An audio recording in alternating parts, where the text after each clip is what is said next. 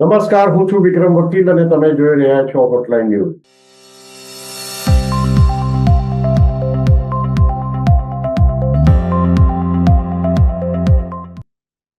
છેલ્લા કેટલાક દિવસોથી ધુરંધર 2 એટલે કે ધુરંધરના બીજા પાર્ટ ધુરંધર ધ રિવેન્જ ની ચર્ચા થઈ રહી છે અને ખાસ કરીને સોશિયલ મીડિયા પર જે રાષ્ટ્રવાદીઓ છે, રાષ્ટ્રપ્રેમીઓ છે, એ આ ફિલ્મથી ખૂબ જ ખુશ છે અને એના ભરપેટ વખાણ કરી રહ્યા છે. સૌરભ શાહ જેવા પત્રકારે 4 દિવસમાં આ ફિલ્મ 8 વખત જોઈ છે. વિચાર કરો, 2 દિવસમાં બે શો જોયા છે અને એને બહુ સરસ રિવ્યુ પણ કર્યા છે. ઘણું સોશિયલ મીડિયા પર એ વિશે લખ્યું પણ છે. મોટે ભાગના રિવ્યુ વાળા એને વખાણ કર્યા છે, પરંતુ આપણે ત્યાં એક જમાત છે જે પાકિસ્તાન પ્રેમી છે. એમને આ ફિલ્મ ગમી નથી અને ફિલ્મ તો ગમી નથી, પણ એ લોકો પ્રતિબંધ મૂકવાની વાત કરે છે, કારણ કે પાકિસ્તાનીઓને ખરાબ લાઇટમાં બતાવ્યા છે. એટલે કે જે હકીકત છે એ બતાવી છે કે પાકિસ્તાનમાં આ ફિલ્મને આપણે 2 મિનિટ એક જોઈ લઈએ તો એક પાસું એ છે કે પાકિસ્તાન સમગ્ર પાકિસ્તાનની વાત નથી કરતું, પરંતુ પાકિસ્તાનના જે ભારત વિરોધી આતંકવાદીઓ છે, જેમણે ભારતને નુકસાન પહોંચાડ્યું છે, એમને એક્સપોઝ કરવામાં આવ્યા છે.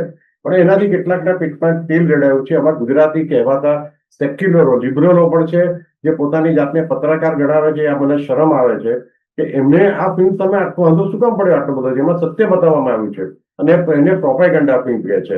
પરંતુ એક વાત આપણે જાણી લેવી જોઈએ કે કાશ્મીર ફાઇલ્સ, કે કેરાલા સ્ટોરી 1 અને 2 પછી ફિલ્મ મેકરોની હિંમત ખુલી છે. લગભગ છેલ્લા 70 વર્ષમાં ફિલ્મ મેકરોએ હંમેશા હિન્દુઓને ફિલ્મમાં વિલન તરીકે જ બતાવ્યા છે, અથવા વિલન તરીકે બતાવ્યા છે મોટે ભાગે ટીલા ટપકા કરતા હોય, એટલે પંડિત હોય, હિન્દુ હોય એવું બતાવવામાં આવ્યું છે. અને મુસ્લિમ કેરેક્ટર હોય એને હંમેશા એક સજ્જન ચાચા, રહીમ ચાચા, ટીકણા ચાચા એમ કરીને પ્રોજેક્ટ થાય છે. આ પહેલી ફિલ્મ એવી છે કે જેણે સત્યની રીતે બતાવ્યું છે અને ખૂબ એટલે સરસ રીતે ડિરેક્શન કર્યું છે. સ્ટોરી ટેલિંગ અદભુત છે, એક્ટિંગ અદભુત છે. એટલે ફિલ્મ કરોડો રૂપિયાનો ધંધો કરી રહી છે, બિઝનેસ કરી રહી છે, ઇન્ડિયામાં, વિદેશમાં પણ. અને આ બધાના સેક્યુલરોના ગાલ પર આ તમાચો, જે ઇકોસિસ્ટમ છે એના ગાલ પર મોટો તમાચો છે અને એ બધા હવે સમસમીને બેસી રહેવું પડે એવું છે. એટલે હવે ફિલ્મને એ રીતે ટીકા કરે છે કે આ તો નરેન્દ્ર મોદીના પૈસે બની છે. અરે ભાઈ, એક જમાનામાં ફિલ્મો દાઉદને પૈસે બનતી હતી, અને જો નરેન્દ્ર મોદીને પૈસે બની હોય તો દાઉદને પૈસે બનતી હતી, ત્યારે તમે કેમ ચૂપ રહ્યા હતા? આ બાબતે આપણી સાથે વધુ વાત કરશે જાણીતા પત્રકાર હિમાંશુભાઈ ભટ્ટ. હિમાંશુભાઈ, આપનું સ્વાગત છે હોટલાઇન ન્યૂઝમાં. વિક્રમભાઈ નમસ્કાર. દર્શકોને પણ ખૂબ ખૂબ પ્રણામ. મેં હજુ ધુરંધર ફિલ્મ જોઈ નથી, પણ એના વિશે જે વાંચ્યું છે અને પહેલો પાર્ટ જોયો છે એના આધારે વાત કરી. મેં તો બીજો ભાગ બી જોઈ લીધો. જી. અહીંયા જ પડ્યું, એક દિવસે બીજો ભાગ પણ જોયો. અને આમાં તમે જે વાત કરી ને સેક્યુલર જમાત, હું એને ઇસ્લામિસ્ટ લેફ્ટિસ્ટ લિબ્રાન્ડો જમાત છું. આ જમાતના પેટમાં તો દુખે એવું જ છે. કેમ કે જયારે ઓપરેશન ગ્રીન લીફની 2016માં વાત થઈ હતી, બહુ ધીમા અવાજે વાત કે હવે કોઈ છૂટકો નથી ઓપરેશન ગ્રીન લીફ કર્યા સિવાય. આવી વાત આપણા નેશનલ સિક્યોરિટી એડવાઇઝર, અને એ જ વાતને હુબહુ એના પ્રમાણની સાથે આદિત્ય ધરે અહીંયા દર્શાવ્યું છે. ઓપરેશન ગ્રીન લીફ એટલે શું? કે 500 અને 1000ની નોટની નોટબંધી બૂમાબૂમ થતી હતી. લોકો કહેતા હતા કે લાઈનમાં આટલું બધું બરાબર છે, થોડી તકલીફો પડી, પણ એ શા માટે કરાઈ હતી તેનું જે કારણ છે, તે કારણને એટલું બધું સત્ય રીતે ઉજાગર કરાયું છે કે એ વખતે પાકિસ્તાનના કરાચીમાં બનેલી 60,000 કરોડની ભારતીય ચલણની નોટો નેપાળના રસ્તે યુપીની ચૂંટણી માટે 2017ની ચૂંટણી અંદર ઘુસાડવાની હતી. અને ત્યારે આ ખબર જ્યારે ભારતીય ધુરંધરને પડી, ત્યારે સ્વાભાવિક છે કે એને તો રોના હેડક્વાર્ટરમાં એની જાણ કરી હોય.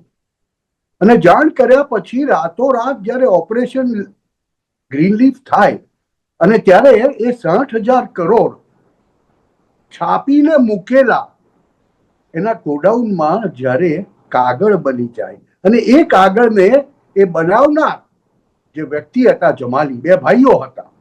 આ વાત હું કદાચ આ ચેનલ ઉપર પણ આજથી 1 વર્ષ પહેલા કહી ચૂક્યો છું. મેં કહ્યું હતું કે 2 ભાઈઓ હતા. 2016ની જે નોટબંધી થઈ તેમાં એક ભાઈ આકસ્મિક રીતે કહેવાય છે કે એની ફેક્ટરીના માળ પરથી પડીને મરી ગયો. એને ફેંકી દેવામાં આવ્યો અને બીજા ભાઈને ઓસ્ટ્રેલિયામાં 10 વર્ષની કેદની સજા છે. એ ત્યાં કઈક ગોરખ ધંધા કરતા હતા. આ વાત મેં વર્ષ પહેલા કહી હતી. જે હકીકતમાં ધુરંધર 2 માં એ આખું દ્રશ્યાંકન થયું છે અને કઈ રીતે પાકિસ્તાની ISI ની એ જે સાજિશ હતી, ષડયંત્ર હતું, તેને નાકામ કરાયું છે તેની વાત કરાઈ છે. એટલે સ્વાભાવિક છે કે સેક્યુલરોના પેટમાં તો દુઃખ છે. આજે 8 વર્ષે જઈને નરેન્દ્રભાઈ મોદીએ તે સમયે કરેલી નોટબંધી સાર્થક ઠરે છે. સામાન્ય પ્રજાની સમજમાં આ વસ્તુ આવી ગઈ છે. આનાથી મહત્વની વાત એ જ કે જ્યારે એ ધુરંધરના કોઓર્ડિનેટર કે જે પાકિસ્તાની પોલિટિકલ સિસ્ટમમાં એન્ટ્રેન્ચ થયેલો એક રાજકારણી છે મોટો, એ જ્યારે એને છેલ્લે બચાવવા માટે અને ભારત પાછા મોકલવા માટે આવે છે ત્યારે એને એક ડાયલોગ કહેવડાવવાનો. એમ કહેવાયું છે કે માણસને મારી નાખીએ તો એ તો કાયમી રીતે પતી જાય, પણ જ્યારે એને જીવતો પણ રાખીએ અને મરેલો પણ ન રાખીએ, મારી પણ નહીં નાખીએ અને જીવતો રાખીએ, ત્યારે એનો ઉપયોગ બહુ જ બની જાય. દાઉદને કઈ એવી વેજીટેટિવ સ્થિતિમાં બતાવવામાં આવ્યો છે આ ફિલ્મ. દાઉદ ઉપર તમને યાદ હશે વિક્રમભાઈ, આજથી 2 વર્ષ પહેલા દાઉદ ઉપર હુમલો થયો અને દાઉદનું એન્કાઉન્ટર થઈ ગયું અને આ તે એ બધી વાર્તાઓ અફવાઓ બહુ ચાલી હતી લગભગ 1.5 વર્ષ પહેલા. પણ એવું કહેવાય છે કે એ પહેલાના પાકિસ્તાની વિરોધી જાસૂસી તંત્રે તેને સ્લો પોઈઝન આપવાનું ચાલુ કરી દીધેલું. અને અત્યારે દાઉદ કઈક એવી સ્થિતિમાં છે કે જ્યાં એ જીવી પણ નથી શકતો અને મરી પણ નથી શકતો. એ સતત બેડ રિડન છે. 10-15 મિનિટથી વધારે વાત નથી કરી શકતો. એને સતત વેન્ટિલેટર આપવું પડે છે. એવી કઈક વાતો છે અને એનું દ્રશ્યાંકન કરાયું છે દાઉદ, કે આવો દાઉદ અત્યારે જીવે છે. અને ત્યારે ભારતીય ધુરંધરનો કોઓર્ડિનેટર એમ કહે છે એને, એ જે એન્ટ્રેન્ચ પાકિસ્તાની રાજકારણી છે તે, કે મારી નાખીને શું મતલબ, એને તો જીવતો રાખવો અને સતત તડપાવવો. અને ભારતીય રોએ કદાચ આ રસ્તો અપનાવેલો છે. ઘણી બધી વાતો જેને કહેવાય ને કે બિટવીન ધ લાઇન્સ, તમે જયારે આખું 4 કલાકની ફિલ્મ જુઓ ને તો દ્રશ્ય એવી વાતો છે કે જે તમને દેખાય કે ભારતીય રો ઘણી બધી વાતો નથી કરતી, ભારતીય સિસ્ટમ ઘણી બધી વાતો નથી કરતી, પણ જે કરતી હોય છે ને તેનો ભયંકર નિચોડ આદિત્ય ધરે ધુરંધર 1 અને ધુરંધર 2 માં બતાવ્યો છે. આના લીધે શું થયું છે કે ભારતીય જનમાનસ કે યુપીના ઇલેક્શન અને યુપીના રાજકારણનું લિંક પાકિસ્તાનની રાજકીય સિસ્ટમ સાથે કયું છે તેને અહીં ઉજાગર કરવામાં આવ્યો છે. અતિક અહેમદ બતાવાયો છે કે હાઉ અતિક ઇઝ શોટ. હા, એ બરાબર છે કે એને જે શૂટ કરાયો કે ભાઈ એને લઈ જતા હતા જેલમાંથી કોઈ હોસ્પિટલમાં અને ત્યાં 3 લોકોએ એને 3 લબર મૂછિયાએ એને ઉડાવી દીધો. એ દ્રશ્ય એમનું એમ બતાવાયું છે, એનું ફિલ્માંકન નથી થયું. પણ એ અતિક અહેમદ ની જે સાંઠગાંઠ હતી પાકિસ્તાની ISI સાથે, કે અતિક અહેમદને કઈ રીતે પૈસા, શસ્ત્રો અને આપણે શું કહેવાય ડ્રગ્સ પહોંચાડાતો તે દર્શાવવામાં, એક લિંક બતાવવામાં આવી છે. કરાચીની લિયારીથી શરૂ કરીને લિયારી અને ઉત્તર પ્રદેશનું કનેક્શન શું છે. ઉત્તર પ્રદેશમાં ત્યારે પણ એ લોકો એમ કહેતા આવ્યા હતા, પાકિસ્તાનીઓ પણ એમ કહેતા હતા તે વખતે કે દિલ્હી का रास्ता उत्तर प्रदेश से होके जाता है और हमें तो उत्तर प्रदेश चाहिए और ये चाय वाले ने आके हमें करने नहीं. કાંઈ નથી ભાઈ, આપણે ફિલ્મમાં જે છે તો મોટે ભાગના લોકો આ ફિલ્મ જોશે, રાષ્ટ્રવાદીઓ તો ખાસ જોશે અને કદાચ જોઈ પણ લીધી હોય. પણ 2 વસ્તુ મારે એક તમારી પાસે સમજવી છે અહીંયા. એક વસ્તુ એ છે કે આ જે આ લોકો જે ટીકા કરે છે ને એના વિશે આજે ખાસ આપણે કોન્સન્ટ્રેટ કરીએ કે એ લોકો એમ કહે છે કે પ્રોપેગેન્ડા ફિલ્મ છે. આ પ્રોપેગેન્ડા ફિલ્મ મતલબ ભૂતકાળમાં તમે હૈદર જેવી ફિલ્મ કહો કે મિશન કાશ્મીર જેવી ફિલ્મ કહો આ બધા ફિલ્મોમાં જે આતંકવાદીને પૂર્ણ વર્ણન રાખવામાં આવ્યું હતું, એમને સારા માણસો બતાવવામાં આવ્યા હતા અને ભારતીય લશ્કરને વિલન તરીકે ચિતરવામાં આવ્યું હતું, ત્યારે આ બધા ક્યાં ગયા હતા? ત્યારે એવું કહેતા હતા, જયારે રાષ્ટ્રવાદીઓ આવી ફિલ્મની ટીકા કરતા હતા, ભાઈ તમે તમને બનાવો ને ફિલ્મ, અમને પૂરો હક છે અમારી રીતે ફિલ્મ બનાવવાનો, એટલે અમારી વિચારધારા વાળાને, તો તમે તમારી રીતે બનાવો ને. હવે જયારે આદિત્ય ધરે કે વિવેક અગ્નિહોત્રી જેવા મિશન કાશ્મીર બનાવે છે, ત્યારે એમને મરચું લાગી જાય છે. ત્યારે એ લોકોને પણ આ જવાબ નહીં આપવો જોઈએ, ભાઈ તમે બનાવો ને, તમે ફિલ્મ બનાવો. લોકો જે ટીકા કરે છે, વિક્રમભાઈ, આમાં વાત મૂળભૂત રીતે એવી છે, તમે જે વાત કરો છો ને, કે દુખે છે પેટ અને તૂટે છે કબાળ વાળી વાત છે. એ જે એ લોકોનો 70 વર્ષનો ઘરાસ હતો, ફિલ્મ ઇન્ડસ્ટ્રી જે લેફ્ટિસ્ટ લિબ્રાન્ડો અને દાઉદ ઇબ્રાહિમ જેવાના પૈસાથી ચાલી સતત એક પર્ટિક્યુલર કોમના લોકોનું સામ્રાજ્ય રહ્યું, ત્યારે એ લોકોને કઈ ખરાબ નહોતું લાગતું. કેમ કે જો હું શરૂઆત કરી, દર્શકોને બહુ સીધી સાદી સવાલ પૂછું છું અહીંયા, એના પરથી દર્શકોને ખબર આપતો રહી જશે. સાહેબ, દીવાર બહુ ચાલી, દીવારમાં પેલો 786 નંબરનો બિલ્લો જ કેમ હતો? ઓમ વાળો બિલ્લો કેમ નહીં? ભારતમાં હતી ને ફિલ્મ તો. ભારત તો સનાતન દેશ છે, 85% વધુ સનાતનીઓ છે, તો 786 નંબર કેમ? ઓમ કેમ નહીં? એ લેખક કોણ હતા? દર્શકોને જવાબ ખબર છે. બીજી વાત, તો ધુરંધરનું પહેલા દિવસનું કલેક્શન આવ્યું ને, એટલે સૌથી વધુ પેટમાં કોને દુખ્યું ખબર છે? Red chilli entertainment. હવે રેડ ચીલી એન્ટરટેનમેન્ટ કોનું છે ભાઈ? શાહરૂખ ખાનનું, કહેવાતા ખાન. કે જવાનનું તો પહેલા દિવસનું કલેક્શન આટલું હતું, પહેલે દિવસે જવાનની બધી ટિકિટો કોર્પોરેટ હાઉસીસને વેચવામાં આવી હતી. થિયેટરોમાં કાગડા ઉડતા હતા જવાનમાં, અને ઓન રેકોર્ડ ફૂલ બતાવવામાં આવતું હતું. એ આખું સ્કેમ હતું, એટલું બહુ મોટું. શાહરૂખ ખાનના પૈસા ક્યાંથી આવે છે? આમિર ખાનના પૈસા ક્યાંથી આવે છે? માફ કરજો, સીધા સવાલો પૂછીશું. અર્દોગનની પત્ની સાથે શું સંબંધ છે આમિર ખાનના? તુર્કીના રાષ્ટ્રપતિ અર્દોગનની પત્ની સાથે શું સંબંધો છે? આમિર ખાને ત્યાં જઈને શું વાત કરી હતી? આ નોરા ફતેહી કરો છો, તો નોરા ફતેહીને પહેલગામમાં 26 હિન્દુઓને જાત પૂછીને મરાયા, ત્યારે એમનું મોડું શું આવી ગયું હતું?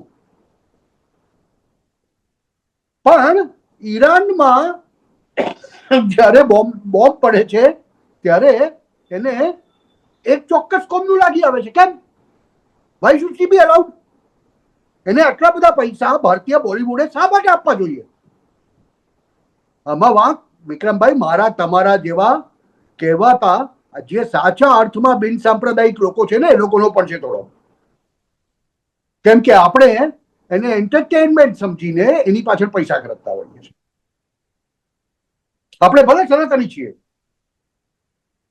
પણ આપણે આટલું લાંબુ વિચારતા નથી. જ્યારે આ કહેવાતી લિબ્રાન્ડો સેક્યુલર કહેવાતા સેક્યુલરિસ્ટ, એ આ બધું વિચારતા હોય છે કે ઓરિજિનલ યુસુફ ખાન દિલીપ કુમાર કેમ બની જાય છે ભાઈ? મારો તો સીધો સવાલ છે. એક હતું સામ્રાજ્ય શાહરૂખ ખાન, આમિર ખાન, સલમાન ખાને ચલાવવા કોણે દીધું? જો તમે જઈને એમની ફિલ્મો સિલ્વર જ્યુબિલી અને ગોલ્ડન જ્યુબિલીઓ ના કરી હોત, તો શું આટલું ચાલતે કે? હળદરની વાત કરી તમે, જવાનની વાત કરી,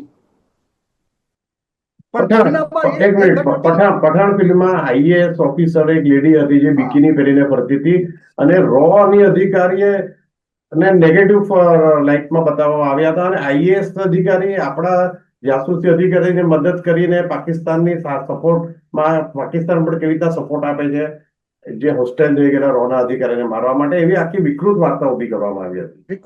અને છતાં પણ તારા બધા સેક્યુલરો ચૂપ રહ્યા હતા, કારણ કે એમનો નેરેટિવ સેટ થતો હતો, એમને ગમતી વાત હતી એમાં. હવે આપણે એક થોડી આડ વાત કરી લઈએ. આજકાલ એવું વાતાવરણ ઉભું થયું છે કે આ લોકો ભૂઠા પડી જાય છે, એમની પાસે કોઈ દલીલ નથી. હમણાં 2 દિવસ પહેલા એક એવું બન્યું કે દિલ્હી એરપોર્ટ પર કે કોઈ એરપોર્ટ પર કોઈક લેડીએ જે પ્રેયર રૂમ છે દરેક એરપોર્ટ પર રાખવામાં આવે છે, જનરલ એવી ઇમ્પ્રેશન છે આ તો ફક્ત નમાજ પડવા માટે છે. એવું નથી. પ્રેયર રૂમ એવું લખ્યું નથી કે ઓનલી ફોર મુસ્લિમ્સ. આ કોઈ પણ ધર્મના ક્રિશ્ચિયન જઈને ત્યાં પોતાની ધર્મની પ્રાર્થના કરી શકે, હિન્દુ કરી શકે, બુદ્ધિસ્ટ કરી શકે, પારસી કરી શકે. તો જયારે એક હિન્દુ લેડીએ જઈને ત્યાં હનુમાન ચાલીસા કે સમથિંગ પ્રાર્થના કરી ત્યાં હિન્દુ ધર્મની, તો વિવાદ થઈ ગયો કે આ તો અપમાન કર્યું, આ તો ત્યાં જે મુસ્લિમ લેડીઓ જે નમાજ પડતી હતી એમને હેરાન કરવા માટે કરવામાં આવ્યું. પણ તો પછી તમે બહાર એ કોણ હતું વિક્રમભાઈ? પબ્લિક પ્લેસ છે ને, કોણ હતું એ કોણ હતું? એરપોર્ટ પર તો એ બેન પબ્લિક કોણ પ્લેસ. હતા? એ મને બહુ ખ્યાલ કોણ નથી. હતા? હા હા. હૈદરાબાદના ભાજપના લોકસભાના ઉમેદવાર. અને એમણે એ વિડીયો જાણી જોઈને બનાવ્યો છે કેમ કે એ પ્રાર્થના રૂમ હતો. હા, એટલે ત્યાં તો આ પબ્લિક પ્લેસ છે. પબ્લિક પ્લેસમાં જો કોઈ પણ એક તમે એક જ ધર્મમાં પ્રાર્થના કરી શકે, બીજા નહીં કરી શકે એવું નહીં હોય. એરપોર્ટ પર મેં તો જોયું છે ઘણા એરપોર્ટ પર કે પ્રેયર રૂમ લખ્યું હોય છે, બીજું કઈ લખ્યું નથી હોતું. બીજું કઈ નથી. પણ એક એવી આખી પરસેપ્શન ઉભું કરવામાં આવ્યું છે કે આ તો ફક્ત એક ધર્મ માટે જ છે અને બીજા ધર્મવાળામાં પ્રવેશ નહીં શકે. નહીં, આ છે ને આ વસ્તુને બોલિવૂડને દર્શક મિત્રો એક વાત મારી હકીકત છે જે હું પહેલા પણ રિપીટ કરી ચુક્યો છું, એક મિનિટમાં કહી દઈશ ફરીથી. 1947માં ભારતના ભાગલા પડ્યા ત્યારે એક વસ્તુ બહુ સ્પષ્ટપણે નક્કી થયું હતું ભારતના નેતાઓમાં કે બોલિવૂડને એક કોમ વિશેષને સોંપી દેવામાં આવશે.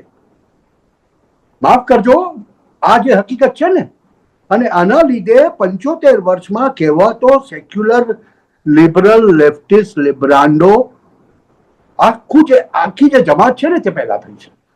1947 થી શરૂ કરીને આ છેલ્લા 5 વર્ષમાં થોડું બદલાવા માંડ્યું છે.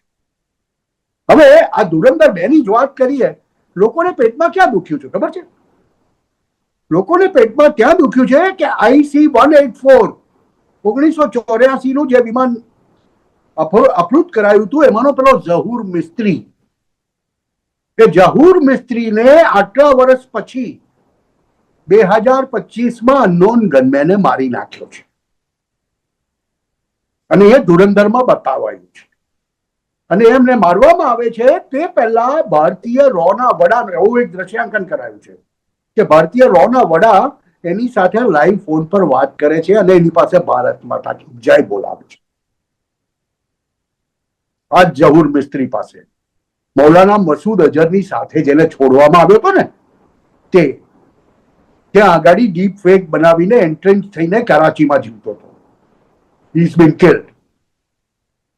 જે લોકો ઇતિહાસ ભૂગોળની ખબર રાખે છે એમને તો આ ખબર હોય છે.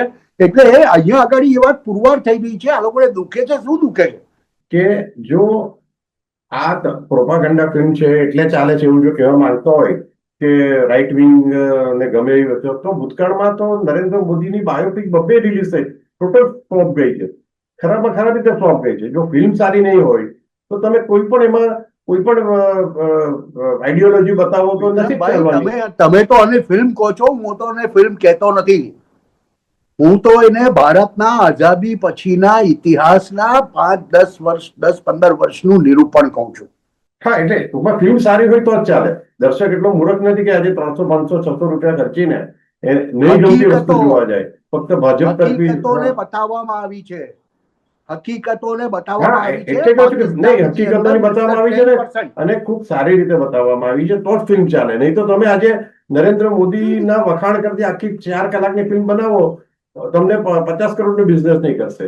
એટલે આ આખી મોદીની વાત જ નથી. નહીં, વિવેક ઓબેરોય જે નરેન્દ્ર મોદીનું પાત્ર ભજવ્યું હતું એ ફિલ્મ રિલીઝ થઈ પણ ટોટલ ફેલ ગઈ હતી. એટલે આ બધા એમ કહે છે ને કે આ તો નરેન્દ્ર મોદીને પ્રમોટ કરવા ફિલ્મ બની છે એટલે ચાલે છે. અરે ભાઈ, તો એ જો ચાલતી હોય તો તમારે વધારે ચિંતાનો વિષય છે કે લોકોને નરેન્દ્ર મોદી ગમે છે. કારણ કે ફિલ્મમાં જયારે નરેન્દ્ર મોદી અમુક સેકન્ડ માટે આવે છે લોકો તાળીઓ પાડે છે. એનો મતલબ શું થયો કે બધા ભાજપે પોતાના પૈસા ખર્ચીને બધાને મોકલા છે પિક્ચર જોવા માટે. ભાજપ પાસે બહુ પૈસા છે સાહેબ. ભાજપ તો એવું જ કરે. કેમ કે તકલીફ એ છે ને, 30-33% વોટ શેર ઘટીને જ્યારે ઓલ ઇન્ડિયા પર લેસ દેન 15% થઈ જાય ત્યારે એ લોકોએ ચિંતા કરવાની જરૂર છે. અને આ લેફ્ટિસ્ટ લિબ્રાન્ડો બ્રિગેડની હાલત આજે એવી થઈ ગઈ છે.